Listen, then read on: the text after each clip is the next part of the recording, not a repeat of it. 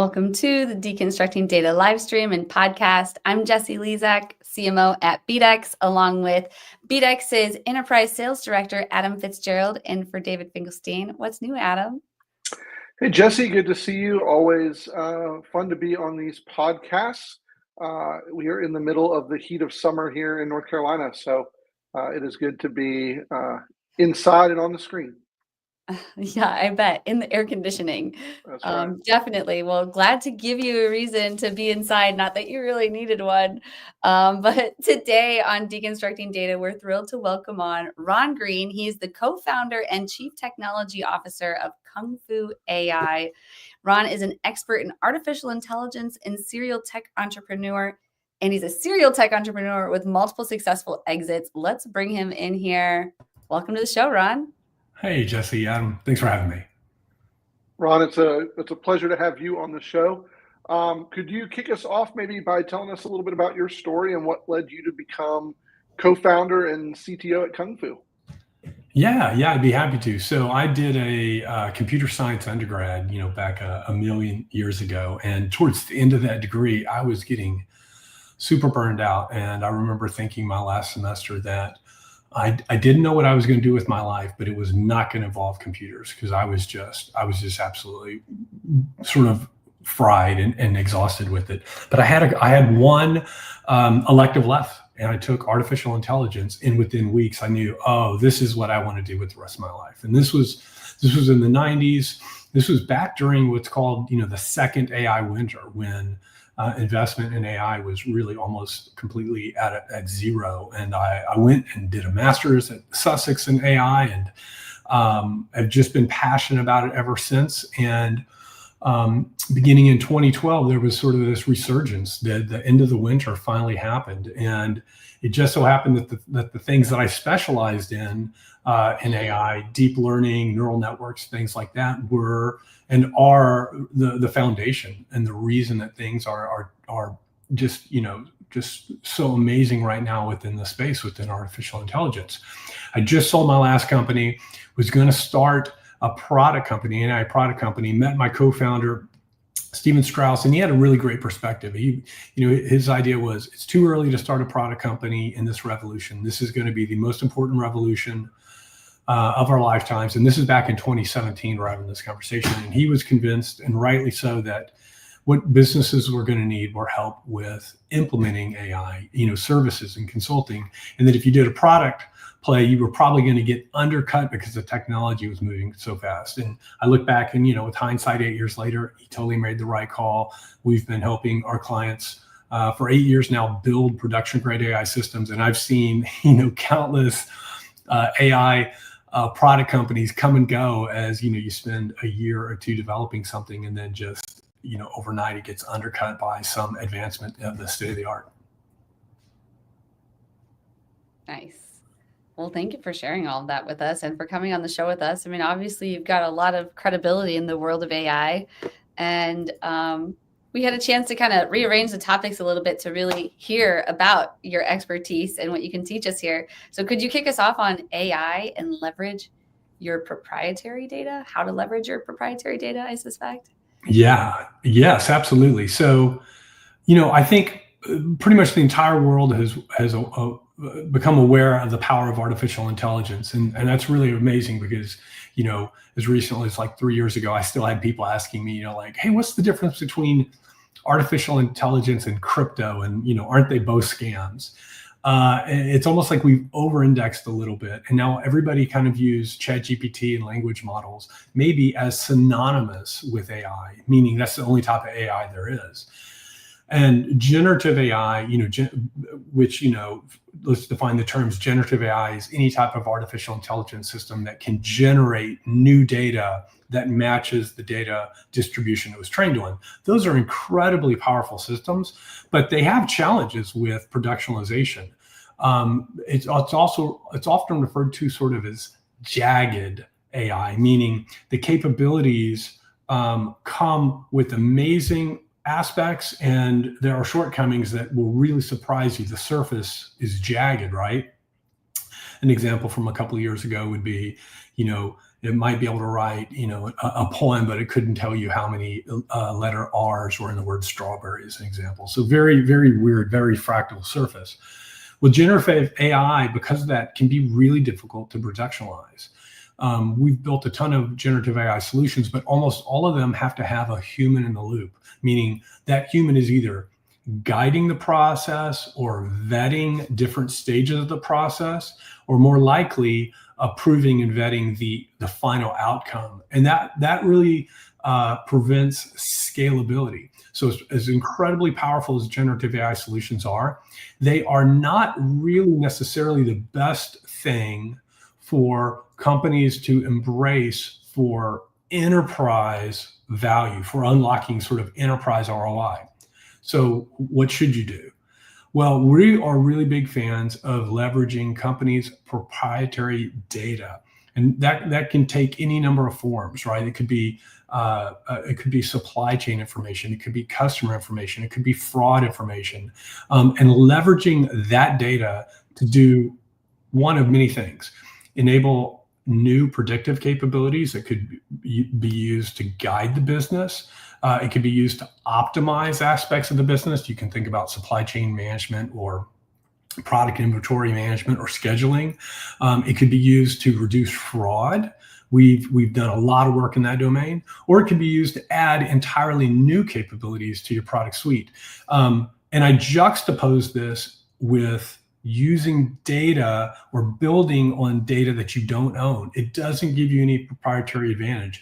If you go and you train a model on open source data, anybody can do the same. It's better to look at what data sets you have, and there might be multiple, and see if there's a way to build proprietary custom capabilities with that data. And what's really, really interesting about that is that unlocks a lot for people to stop thinking about artificial intelligence purely as generative. I'll give you maybe just a couple examples to be concrete here, since this can be a little, vague.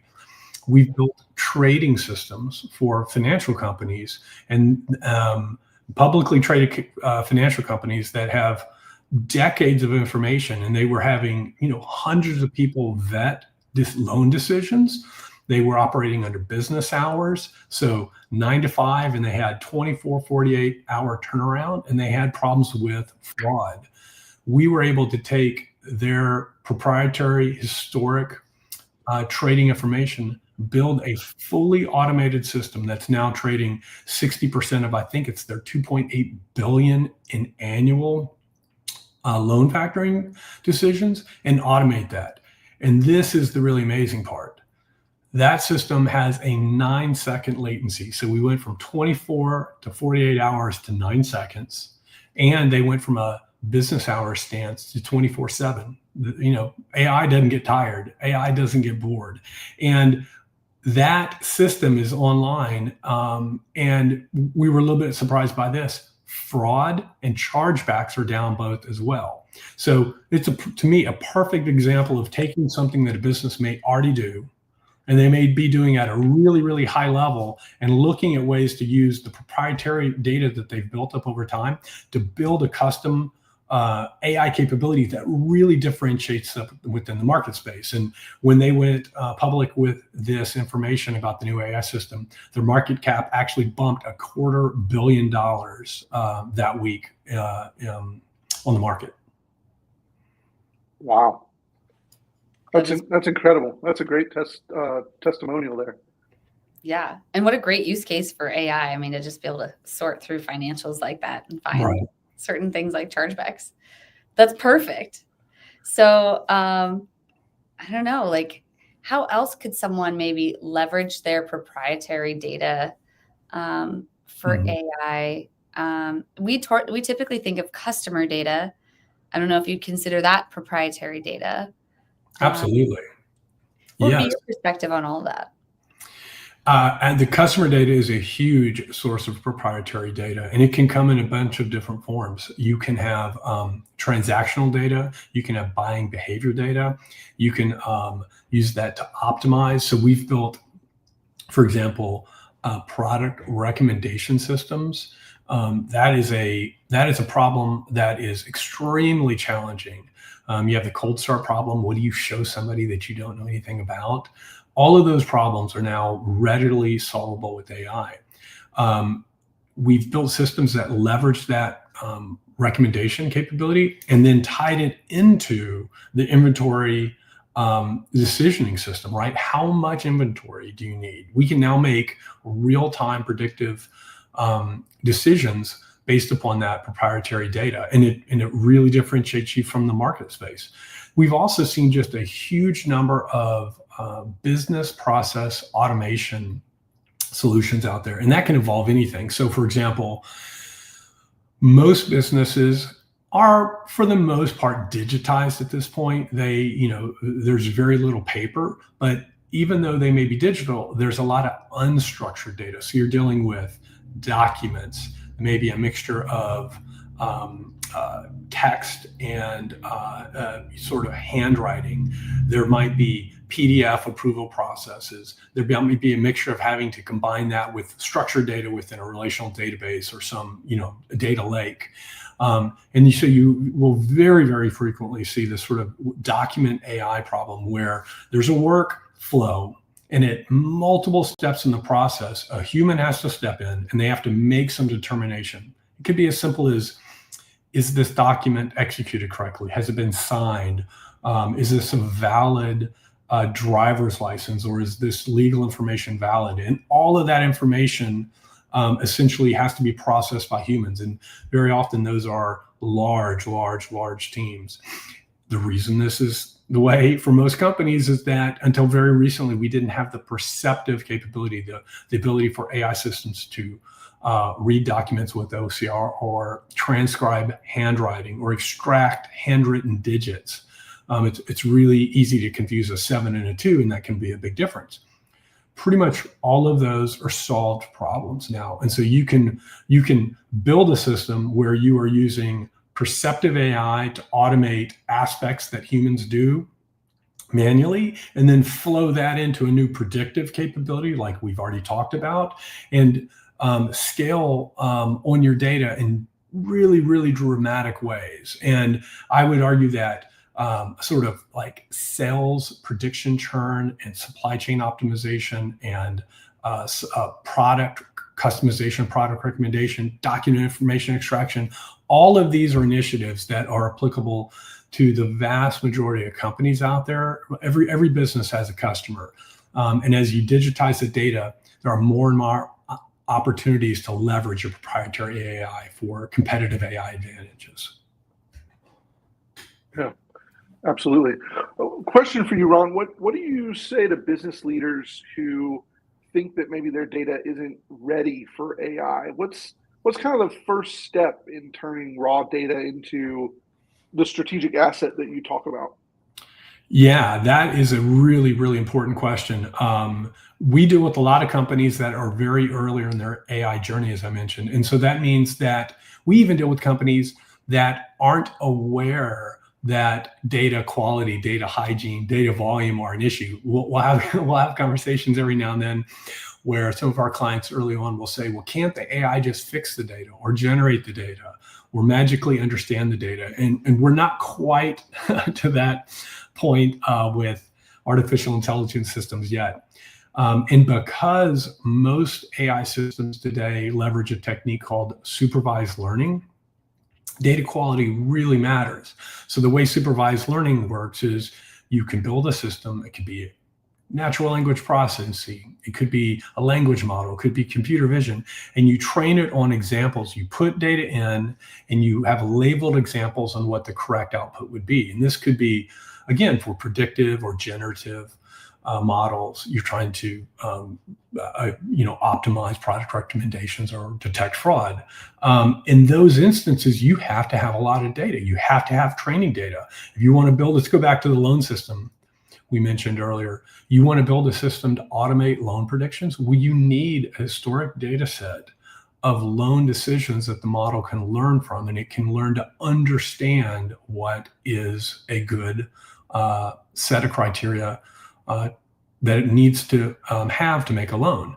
So when when clients are thinking about exploring an idea, they'll get trapped in thinking it's like traditional software.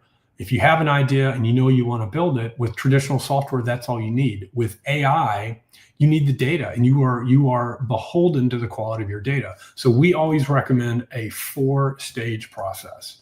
And this is, I think this methodology will work for any company out there.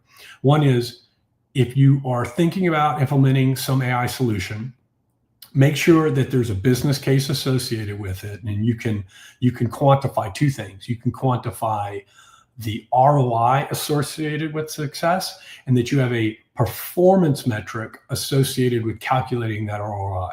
So in concrete terms, that might mean, hey, if I can build a predictive system that achieves, let's say, 95% accuracy, then that is good enough to automate 30% of some decisioning process, and that will save us X millions of dollars a year. So it's really, really critical that you are tangible about both your ROI and your key metrics. The other 3 phases are about de-risking and executing on that.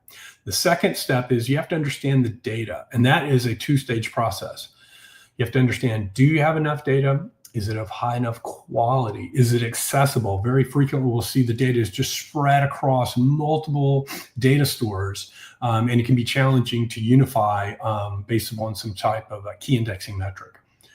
Then once you've vetted that, you have to immediately move to essentially what's called feature engineering. You have to determine, is that data set, data quality and signal high enough that you can build a predictive or generative system on it. It's very often that we'll encounter clients who have data, but they don't have enough of it, or they have quite a bit of data, but it's just really low quality. 95% of it or 85% of it really can't be trusted. If you can get through those 2 hurdles, and you can typically get through those pretty quickly within, in my opinion, under a month doing prototyping, then you can move into the final phases, which are model prototyping. And the model prototyping is critical because you need to understand what are realistic KPIs that you can hit for that model. And at that point, you have everything you need. You can go back to your stakeholders and you can say, here's the data, here's the subset of the data that we're going to leverage, here are the modeling techniques, and here are the performance metrics that, based upon all of the methodology I've just described, we believe firmly that we can hit, like, let's say, 0.9 F1 metric on some modeling exercise. Then the business has everything it needs to know whether to make the decision to invest on building it. And then the final phase is obviously building it and deploying it. Yeah, absolutely. Definitely. Sorry about the little delay there. I was trying to earlier type out all of your 4-stage process. I think I only got to 1, 2, 3 in the chat. What was your number 4? The number 4 is the best part, the most fun part, which is to go build it. Go build the POC and go deploy it.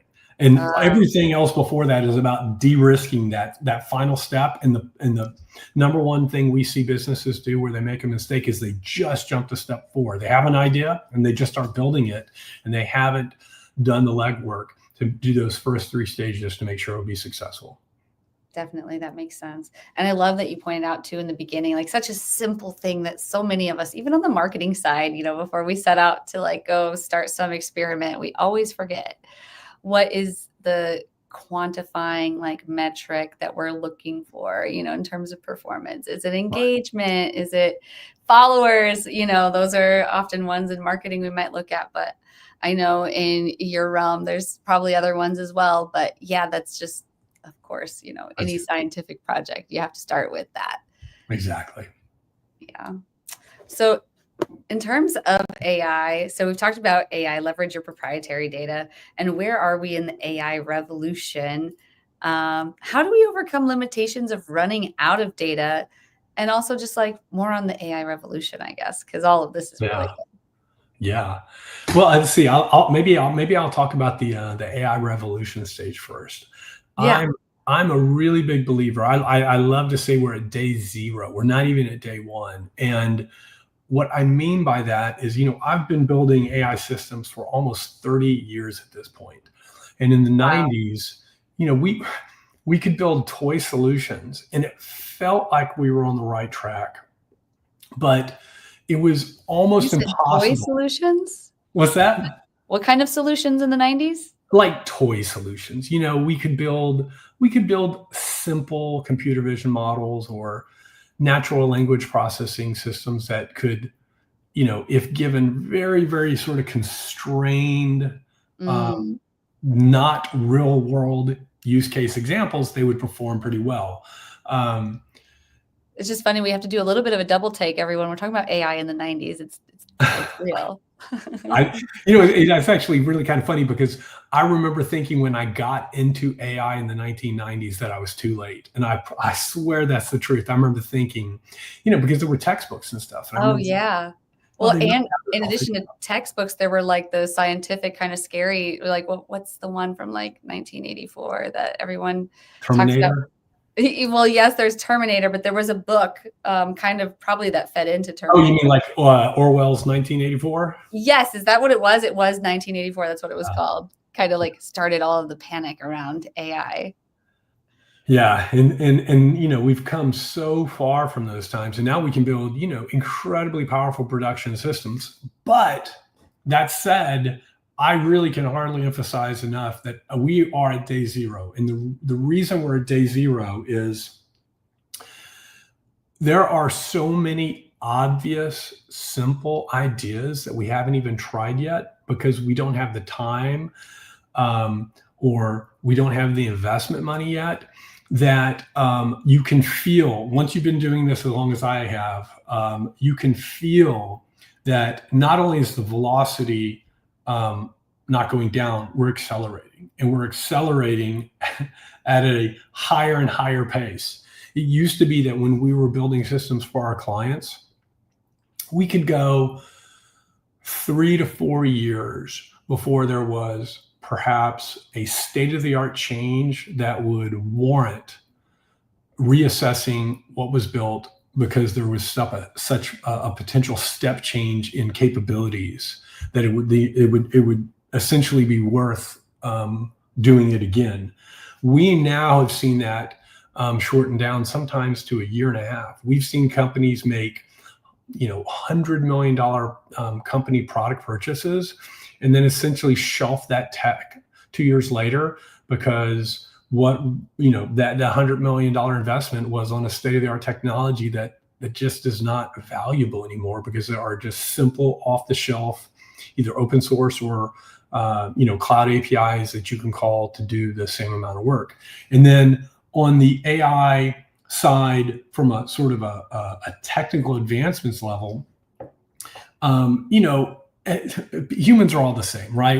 It's almost like even within the scientific world and within the research world, it's like watching 6-year-olds play soccer. The ball's in the middle, and they're just surrounded by kids, and they're all kicking the ball, and the ball's not going anywhere. Everybody is flocking to the same techniques and the same opportunities, and so there is a huge space out there that's being unexplored. And simple options like combining technique A with technique B result in state-of-the-art papers every year, but we haven't even had a chance to explore a small percentage of them. So what I would tell people is, with the agentic revolution that's coming up, and we can talk about that if that's meaningful, coming up, which I think will be for real within 2026, that, and I think AGI, artificial general intelligence, which we will certainly have, I think, by almost any definition by 2030. We will look back at 2025 and laugh at what we think state of the art is right now. AI will never be as dumb as it is right now. I love that. Are you seeing a divide right now? I know we say that we're at stage zero, and I agree with a lot of what you said in terms of, like, if history has taught us anything, right, it's that how we continue to innovate and build on what exists today will make us look a lot more impressive down the road. But are you seeing a divide between, like, organizations that are currently truly transforming with AI and those that are just experimenting with it? And if so, in your mind, like what defines that gap? Is it purely those that are leaning into their own first party data assets in a way that allows them to differentiate more than what you're getting from off the shelf generative AI solutions? Or is there something else that's helping to kind of define that gap? No, you absolutely nailed it, Adam. We basically see, I think, three main stages with the companies we work with. And actually, you'd even step back, if I could, just for a moment. 8 years ago, when we were working with companies, you had to be a true believer in artificial intelligence, in 2018 to reach out to a company like Kung Fu AI and ask us to help solve a problem. But it was necessitated by trying everything else. And so we would have people reach out to us and say, hey, would it be possible to use computer vision to automate the discovery of manufacturing defects or something like that? So the first 5 years of our business, it was really all true believers. To your point, now it's really shifted over the last 3 years because of ChatGPT. Even in 2024, we still had conversations where clients were skeptical. They would say things like, "Yeah, I can see how I might use ChatGPT or Claude to help me write emails, but how is that going to change my business?" And that is not what we hear anymore. We have conversations every day with businesses that say, "Look, um, we're aware of the hype, and every technological cycle has so much hype. We all get tired of it. I'm tired of it myself, frankly." But they say, "Look, we get the hype. We also get that this is real. This isn't going away, and it could be an existential threat to my business." It's that old saying that AI isn't going to take your job away, but somebody using AI will take your job away. Well, increasingly, that's applying to the business domain. But within the business domain, we typically see sort of three stages. One is AI curious, where they're thinking we need to do something, and that can lead to just a lot of analysis and paralysis. The second stage is, well, I will just deploy chatbots to everybody else, whether it's Microsoft Copilot or ChatGPT or whatever. And then they can kind of feel like, I checked the box, I can go back to the board, our AI strategies in place. And then the third phase is this realization that you need to do something more meaningful. And the real value, as I think I've hammered home repeatedly during our conversation, is when you have the opportunity to leverage proprietary data to either automate business processes, enable new predictive capabilities, or expose entirely new capabilities to your customers. And I'll give you another example. On the generative AI front, we've built systems for companies out there. I can't say their names, but they're in the online photo sharing space, and you can upload photos and have photo books printed. You used to have to manually place photos together and come up with themes and come up with funny associations with the pages. All of that can be automated now. So you get this beautiful layout and you get these beautiful designs, and the human still has control. You can iterate through these designs. You can iterate through the generative AI output. And that's an example where a business is leveraging generative AI, interestingly, not their own proprietary data. So it's a little bit of an exception to my rule. But again, there's a human in the loop, and that's what enables them to make really powerful use of generative AI systems, still as they're jagged, as I said earlier, from sort of a frontier reliability perspective.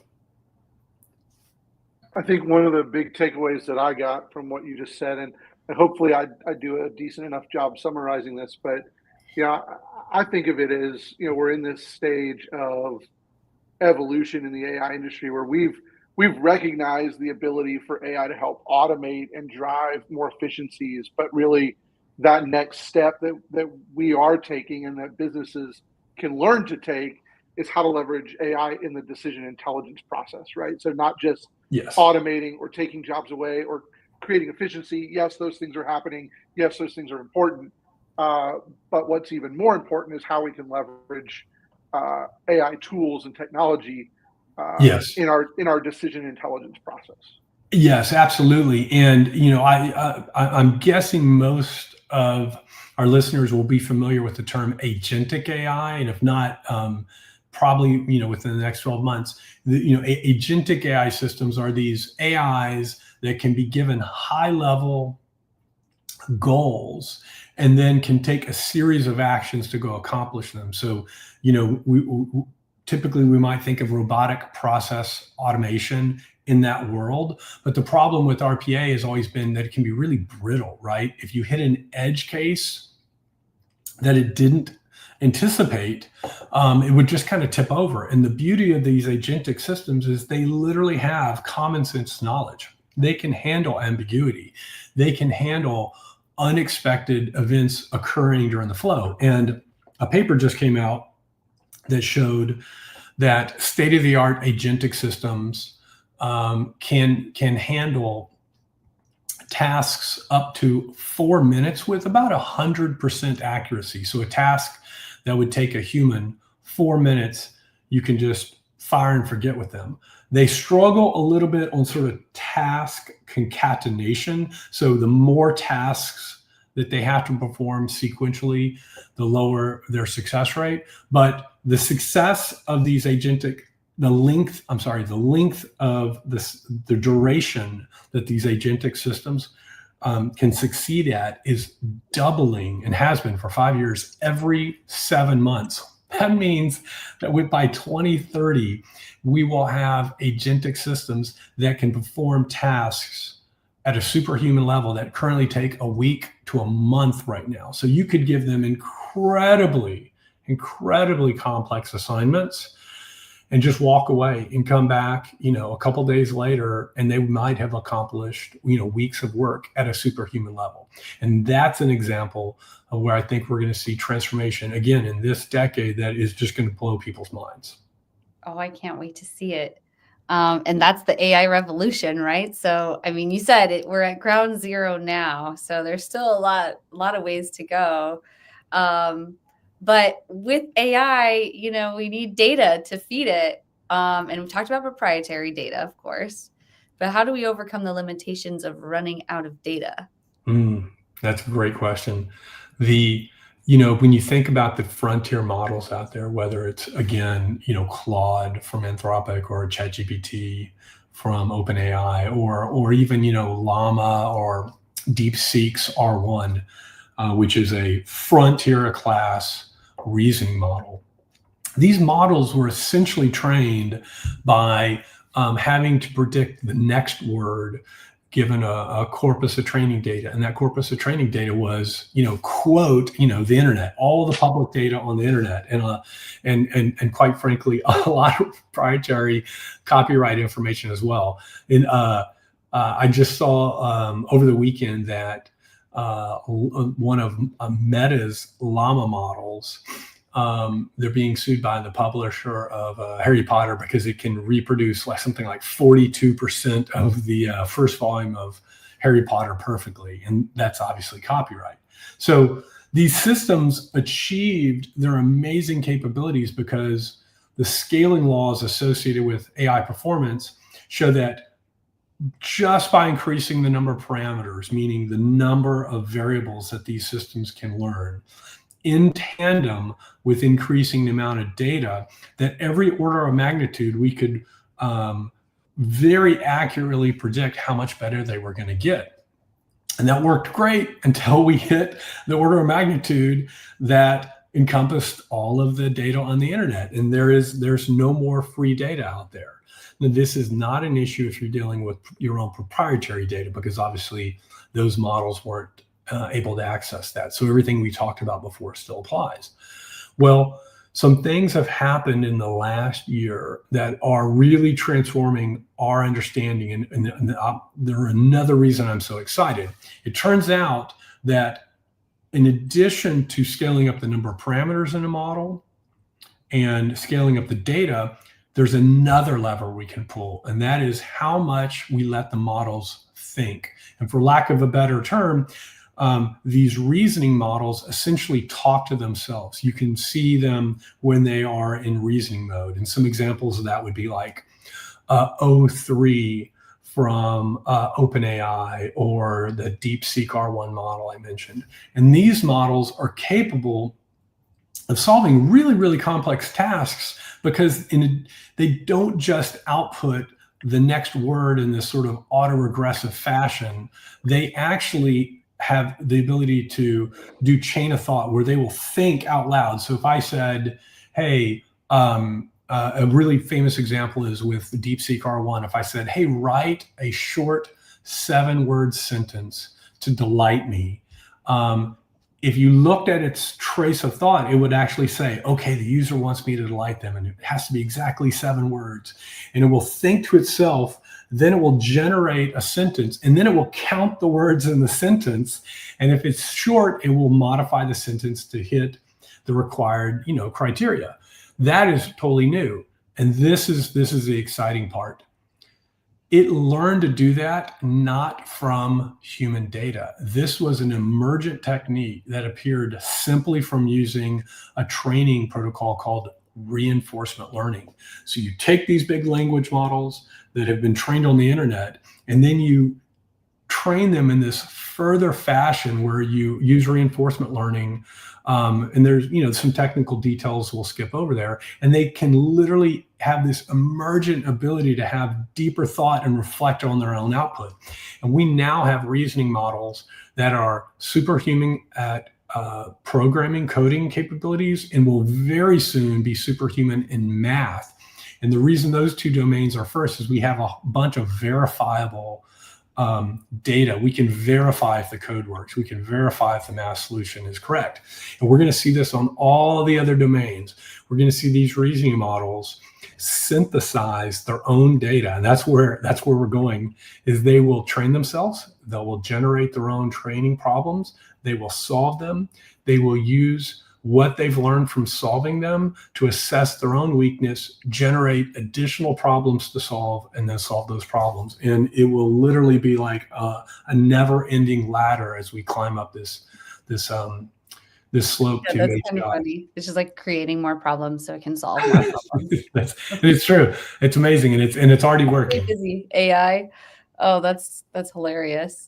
So, we've gotten into pretty much all 3 topics here, except our last one, which is one that we typically ask all of our guests. So I'm curious to hear, what are some of your favorite tools in your tech stack? Yeah, within the world of artificial intelligence, one of my favorite things is that all of the best tools are open source. So from a machine learning framework perspective, you have the choice of PyTorch and TensorFlow. PyTorch comes out of Meta, TensorFlow comes out of Google. They're both absolutely amazing. PyTorch, in my opinion, is where I think people should focus, but it's incredible. The best tooling for AI in the world is free, and it's world-class and enterprise ready.